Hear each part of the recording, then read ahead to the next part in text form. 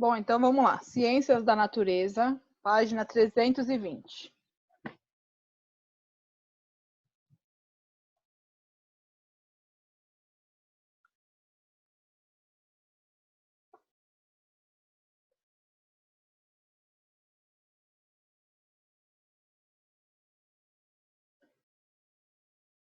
Então, aqui eu passei a semana passada para vocês, que eram para vocês lerem, certo? Então, aqui ele fala sobre comportamentos sociais em animais. Tá? Então, tem animal que consegue viver em grupo e tem animais que vivem isolados. Aparece um negócio aqui falando assim. Keynote, Start Video, Tailored to Start the Video, Camera, Please Select Another Video Camera Instinct. Mas deve ser alguma configuração dele, então. Não tem problema. Tá dando a minha mesma, não posso fazer nada. Não, tá, tudo bem. Então, ó, dessa forma, comportamento social é aquele onde há interações e resposta entre indivíduos de um mesmo tipo. Tá? Então, normalmente, eles andam em bando, né? Eles andam em mais de um animal. As girafas e as zebras são exemplos de animais que têm comportamento social. Então, ele fala sobre os animais solitários, né, que quase não interagem entre si, ou seja, eles vivem sozinhos. Como, por exemplo, cavalo marinho é um tipo de peixe. Em determinada época do ano, os machos definem seus territórios e as fêmeas escolhem os parceiros para acasalar. Em seguida, eles se separam. Os filhotes desenvolvem-se dentro de uma bolsa incubadora no corpo do macho. O cavalo marinho apresenta desenvolvimento direto.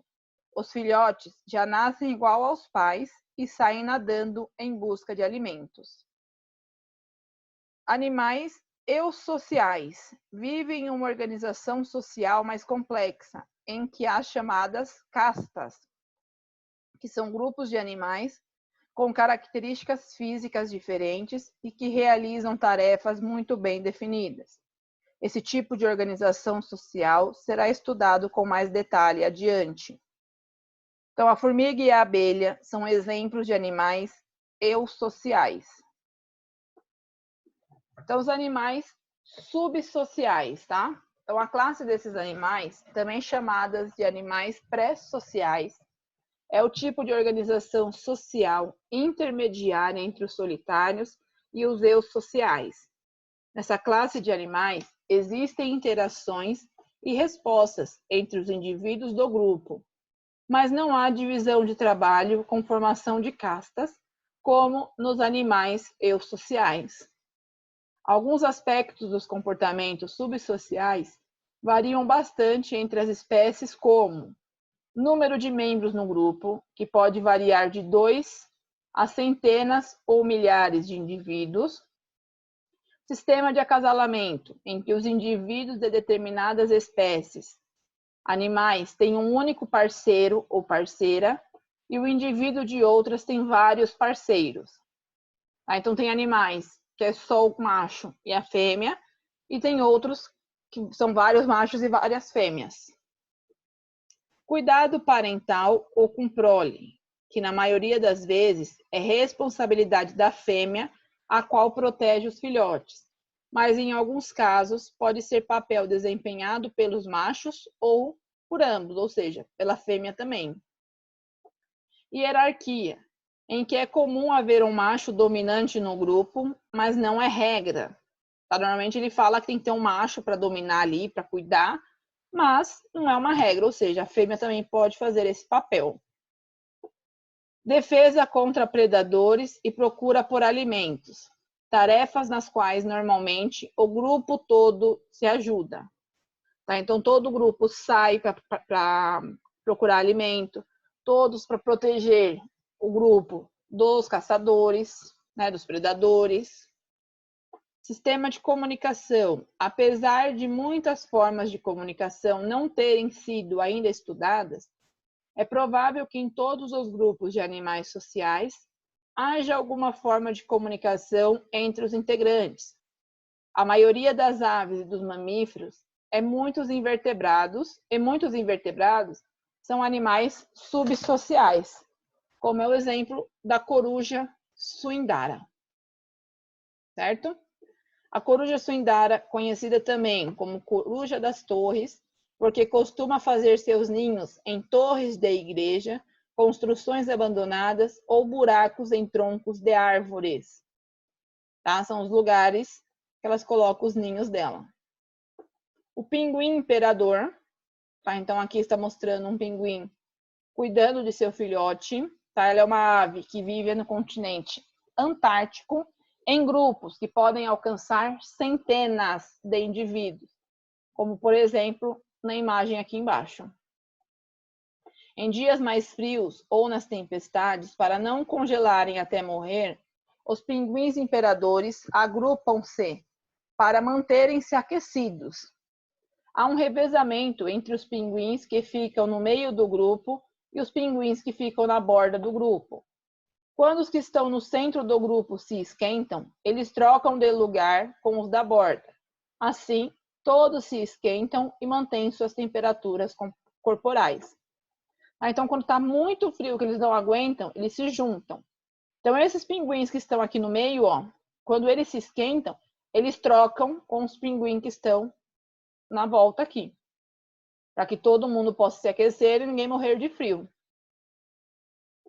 Aí o cuidado parental, que é o pinguim imperador alimentando o seu filhote, tá? Não só o pinguim, tem outros animais também que alimentam os filhotes, tá?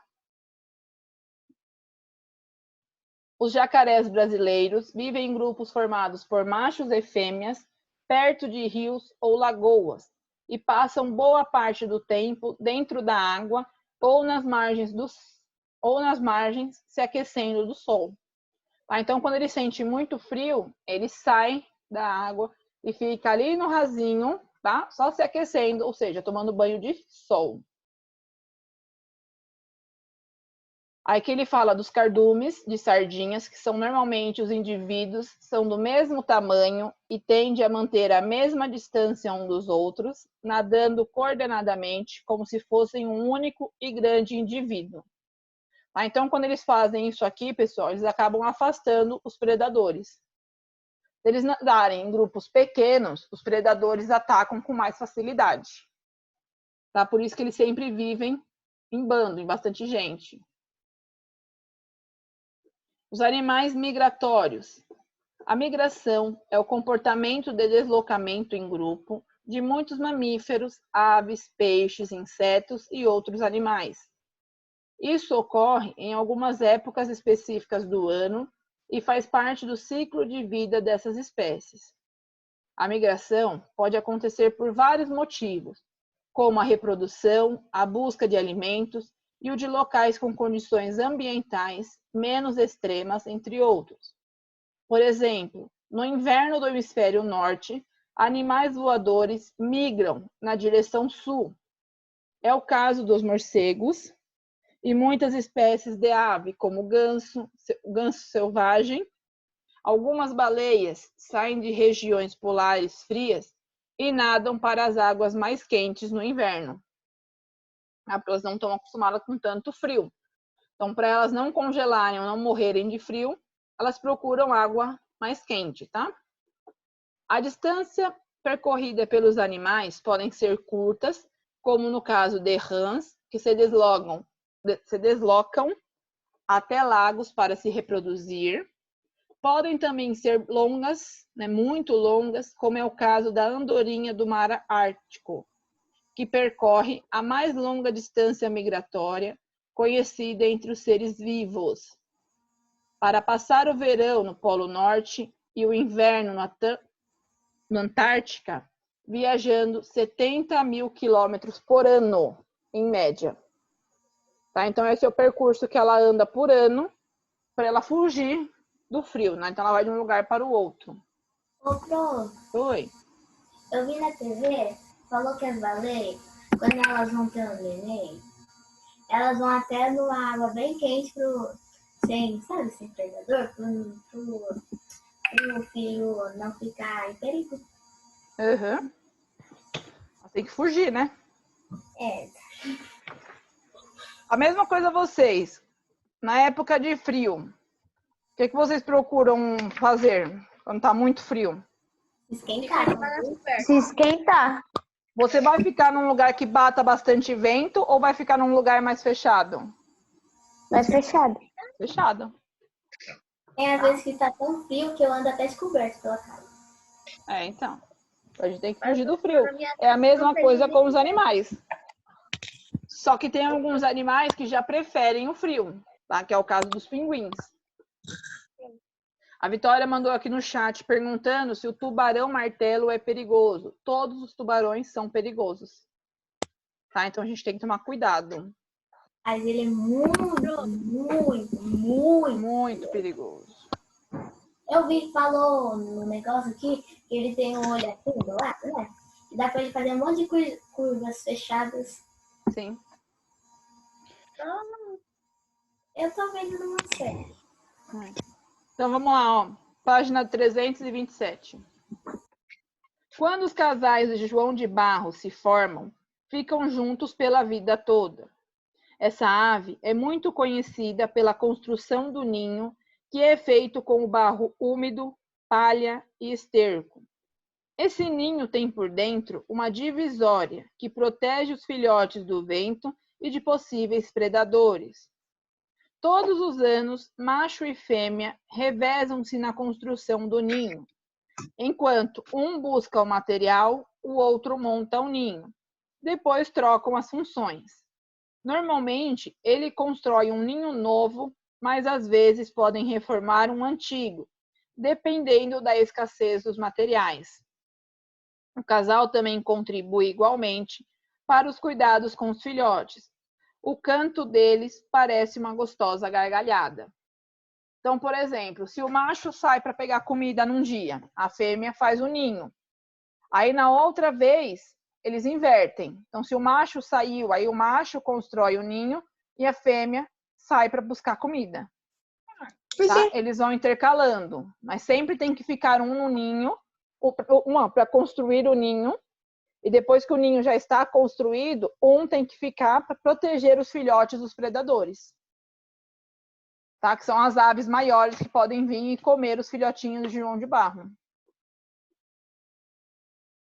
Certo? Quem quer falar alguma coisa?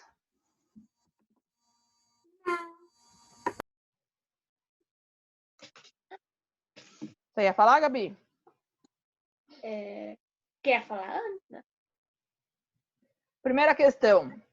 Após ler o texto com a professora e os colegas, respondem aos itens. Qual é a classificação do comportamento social do João de Barro? Eu fiz. O que você colocou?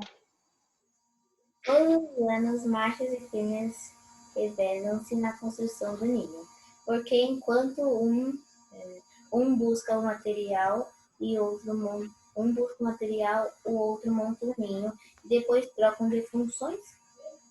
Mas qual que é o comportamento deles? Eu coloquei todos os anos, machos e fêmeas revezam-se na construção do ninho. Mas aí você não colocou qual que é o comportamento. Quem colocou qual é o comportamento dele? É o comportamento subsocial? É? Subsocial, muito bem. Não entendi. Então, eles têm o comportamento subsocial. Por quê, Vini? Porque é o tipo de organização social intermediária entre os solitários e os eusociais. Não. Você colocou, Lê? Animais subsocial. Porque o macho e a fêmea se casaram.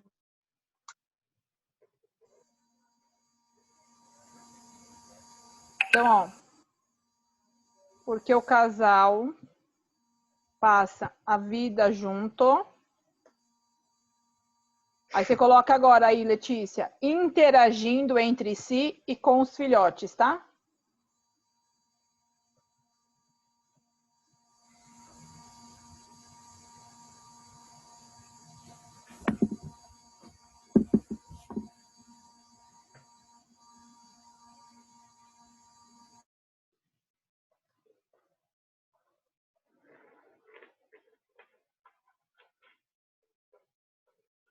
Qual é o sistema de acasalamento dessa ave? E por quê?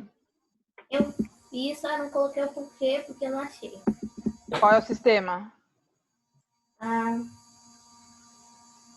Então, o meu tá errado porque eu coloquei a resposta o porquê da resposta da. Mas o que você colocou aí na B? Lê pra mim. Pois que eu falo, não, pera. Qual é o sistema? Não, eu não coloquei o sistema, então eu não entendi. Eu coloquei o porquê da A. Ah, tá, então tá errado. O que você colocou, Rafaela?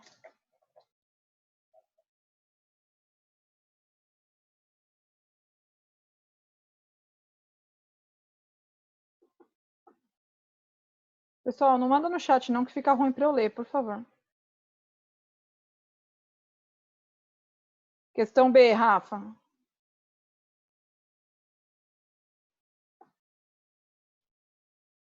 Letícia, o que você pôs na B? Os indivíduos têm apenas um único parceiro. E qual é o sistema? Não coloquei. Vini, você colocou qual é o sistema? Não, também não achei. Então, ali é o sistema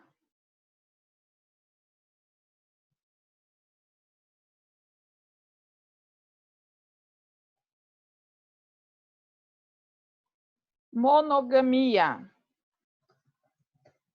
Puxa um pouquinho da linha, Lê, e aí você coloca qual é o sistema, tá?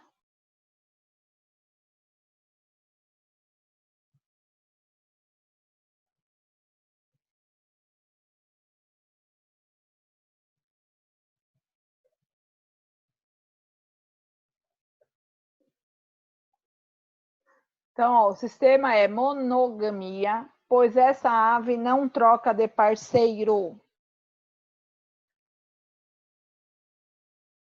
Ou parceira, tá?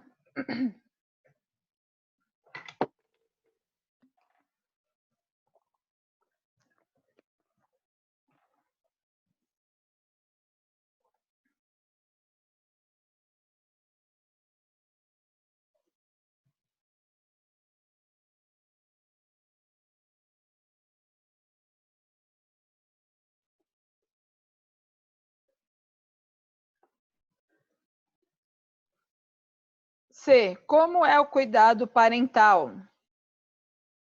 Essa eu fiz, não sei se tá certo. O que você colocou?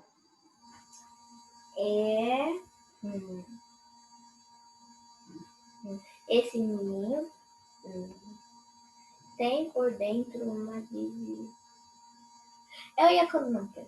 Esse ninho tem por dentro uma divisória que protege os filhotes dos ventos dos possíveis predadores. Não sei se está errado, porque eu ia colocar também isso aqui, né? O que você colocou, Vini? O casal também contribui igualmente para os cuidados com os filhotes.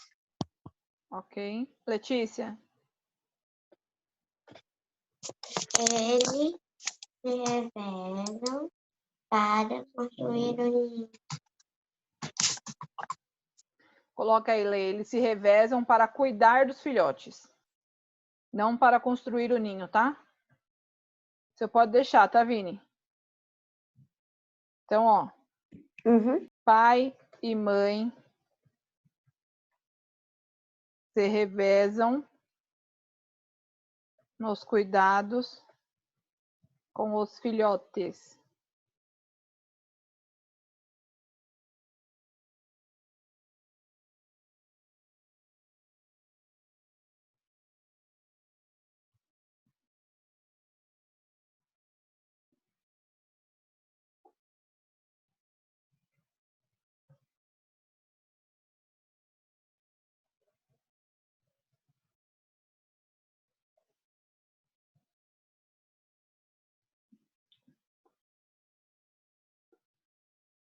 Como que eles se comunicam? Eu fiz também. Você colocou? Com o canto deles que parece uma gostosa gargalhada. Pode deixar. Então, através do canto. Se tiver as coisas relacionadas a isso, tá certo, tá? Cite uma característica comportamental do João de Barro que seja modificado por influência ambiental. Você colocou, Vini? Eles constroem um ninho novo? Completa aí, ou reaproveita o antigo.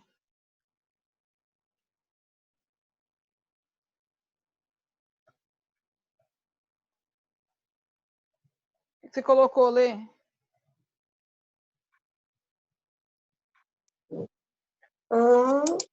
Então, de um novo ninho.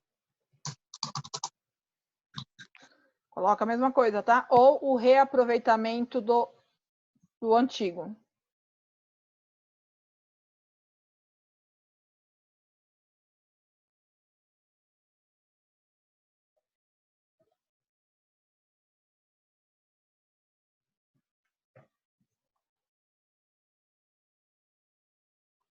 Tá? Então, eles constroem um novo ou eles organizam, eles reformam o ninho antigo deles.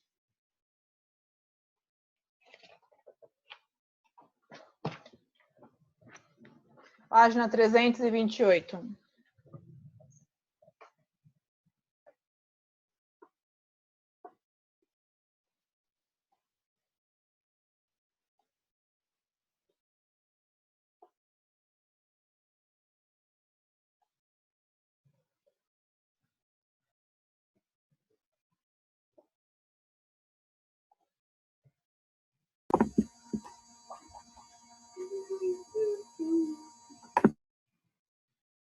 Posso apagar? Pode. Pode, Davi? Pode. Dani? Não, Está em qual, Dani? na última. Luan, pode apagar?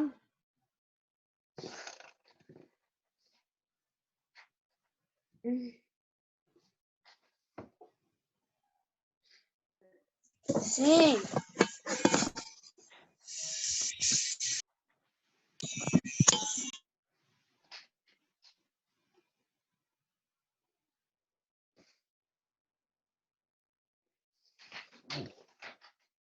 Pronto, Dani?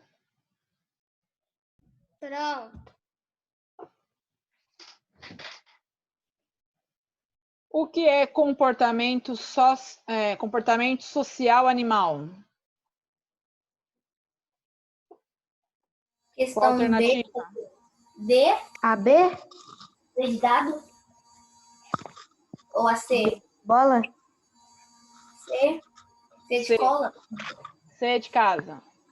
Interações entre dois ou mais indivíduos da mesma espécie.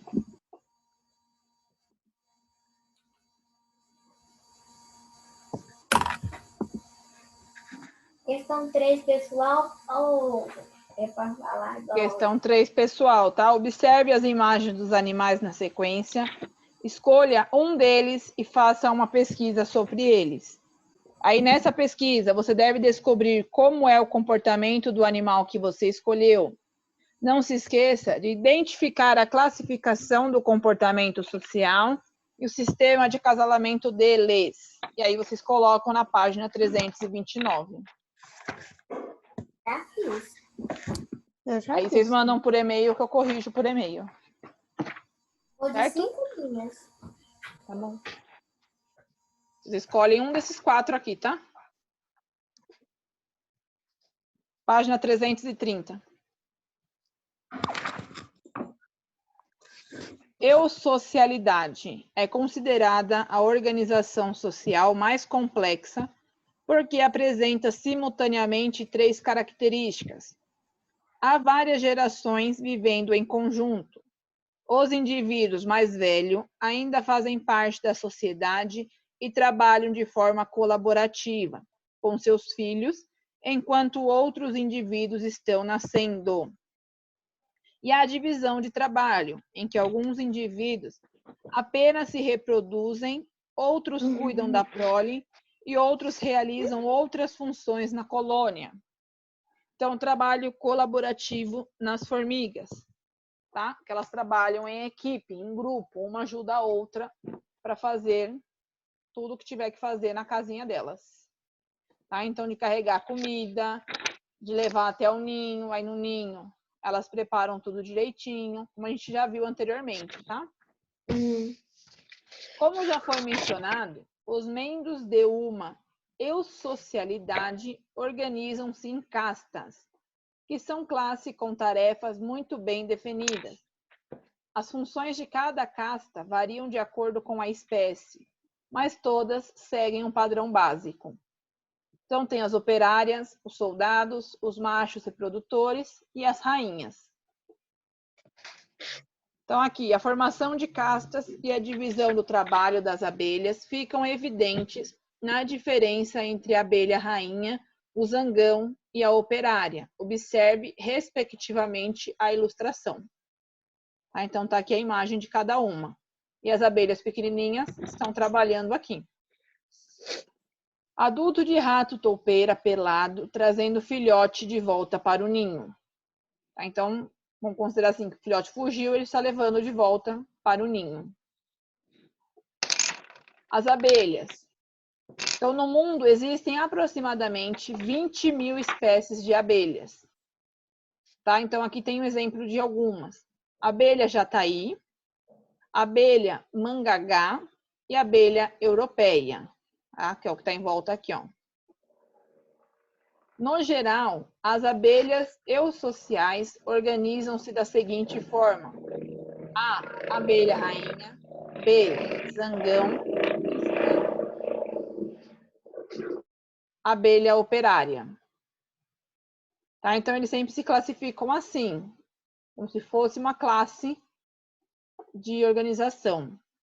Nossa, agora que eu percebi, a abelha rainha tem um negócio nas costas. Tem aqui em cima.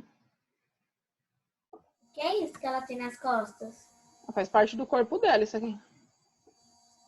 As abelhas possuem um desenvolvimento indireto, ou seja, passam pelas fases de larva e pupa até se tornarem adulta.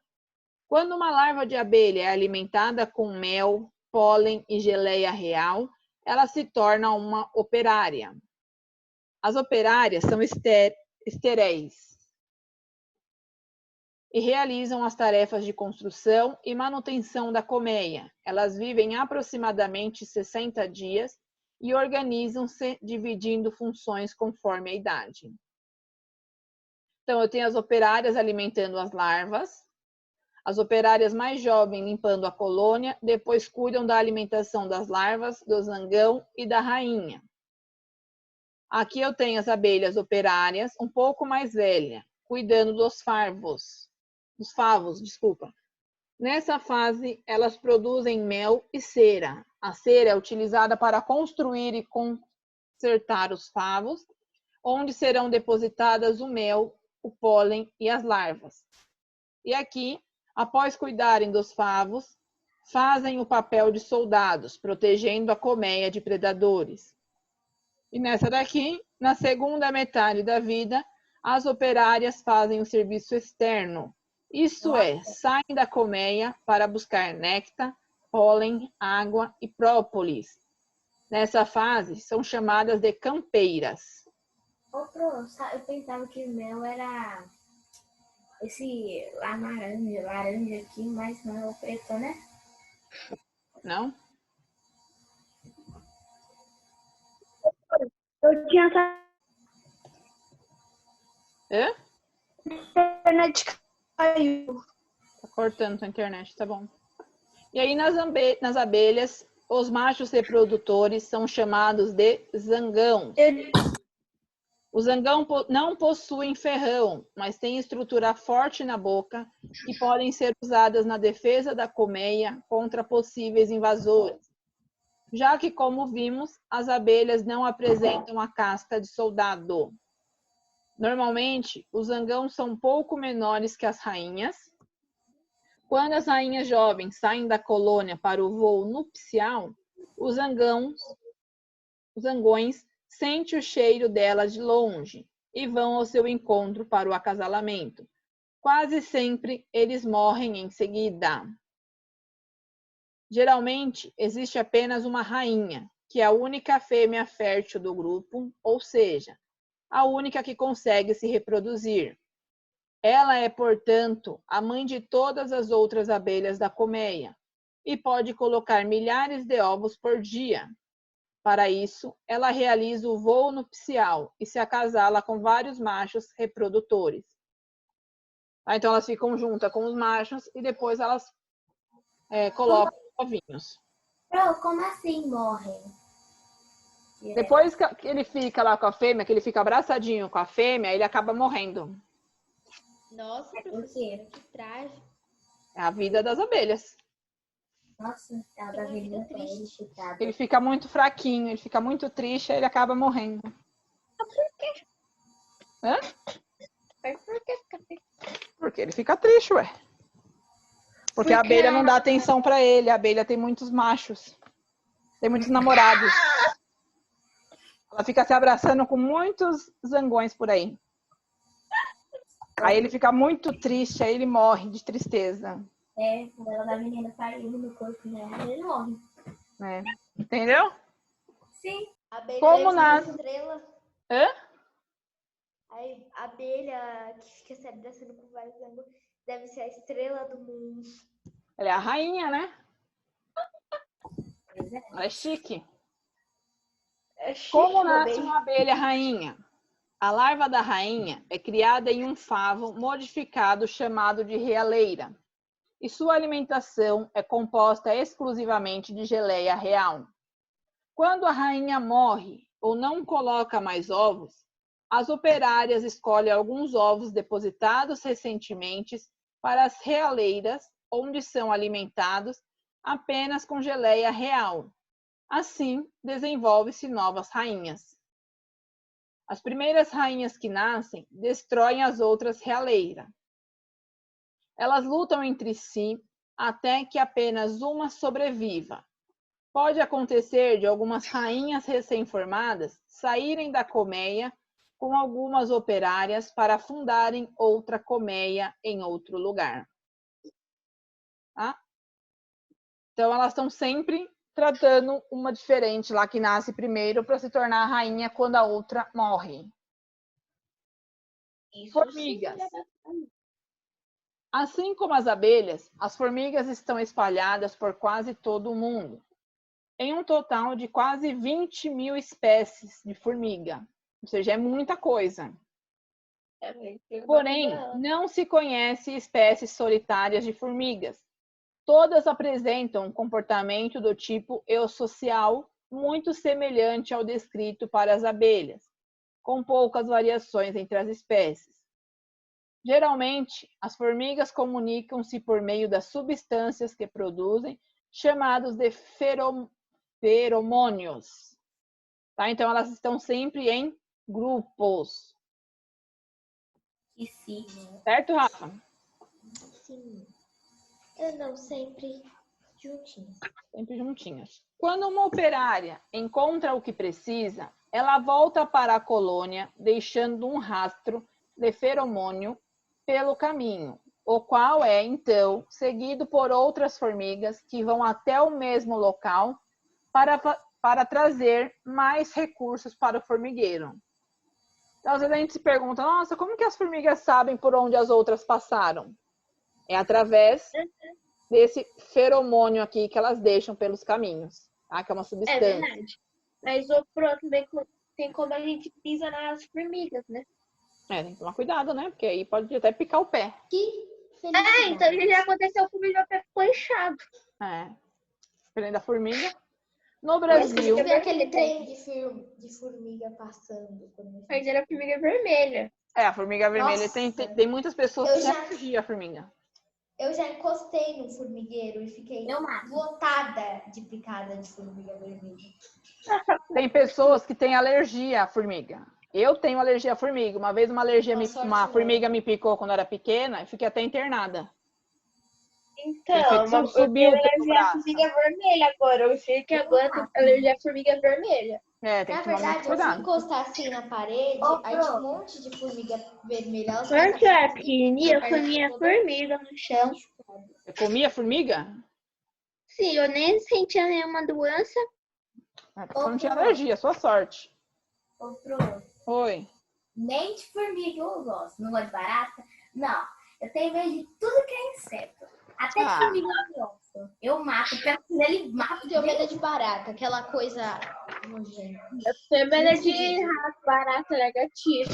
Ai, só Isso me dá medo. Tá muito mole. Então, ó, Muito continuando. No Brasil, é comum encontrar formigas cortadeiras. São mais de 30 espécies que recebem esse nome, porque cortam as folhas que carregam. Certo?